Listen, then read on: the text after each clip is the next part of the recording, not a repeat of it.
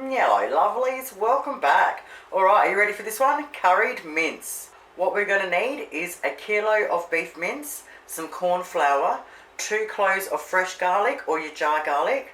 I've got the Keen's curry powder, but you can use any curry powder you want. 2 brown onions, optional is some chili flakes, some brown sugar and chicken stock, and that is all we need, folks. Now I love this because you can do so many different things with it. For example, the kids tonight want it on toast, so that's what they're getting.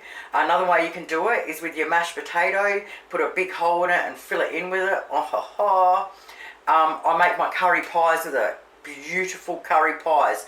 Just like back in the olden days, you used to get your square Balfour's pies, which we still get now, but back then you'd get your square Balfour's curry pies, and this tastes exactly like them. You're going to love them. So it makes enough filling for one family size pie, or Jill, if you want to use your pie maker, it should make about 6 to 8. Alright, let's do this. The first thing we want to do is our onions. We peel them and then we chop them up nice and small. The next thing we do is get out a large frying pan. First thing we do is put our pan on a medium heat, and I'm putting a little bit of olive oil, but you can use any oil that you've got. We throw our onions in, and we just want to cook them for a couple of minutes, just until they're see-through. Okay, a couple of minutes later, now we want to add our mince and just break it up as you put it all in there. Now once we've done that, we only want to brown the mince. We don't want to cook it and make it dry, we just want to brown it.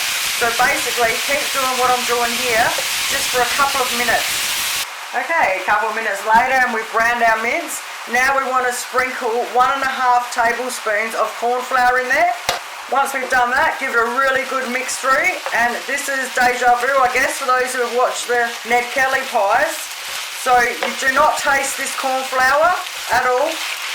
Once we've mixed that through really well, now we want to put 1 3/4 cups of chicken stock in. Now I'm using Keen's curry powder, so I put 1 tablespoon in. Alright, 1 and a little bit. But if you're using a mild curry powder, you'd put 2 tablespoons in. Now you want your 2 cloves of crushed garlic chucked in there, or 2 heaped teaspoons of your jar garlic. Now we want 1 tablespoon of brown sugar, and now we want to mix it in really well. Once we've mixed it in really well, we want to turn it down to a simmer, and we just want to leave it simmering away for anything between 15 to 20 minutes until it's a beautiful, nice, thick, yummy, smells amazing already. So just, yeah, mix it in really well first, then simmer. No lid, you want the lid off.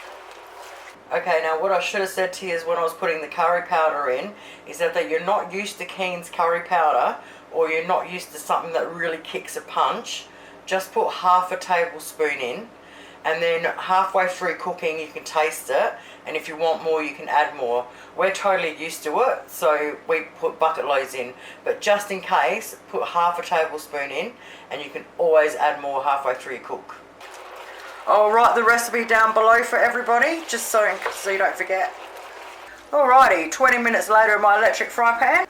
Now if you do this, and it stays there, it only slowly comes in, it's ready.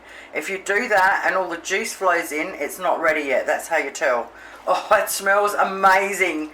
If you're hanging for one of those old school curry pies, boom, just like that, we've got it. Now, if you're going to use the filling for pies, you want to let it go completely cold in the pan before you put it in.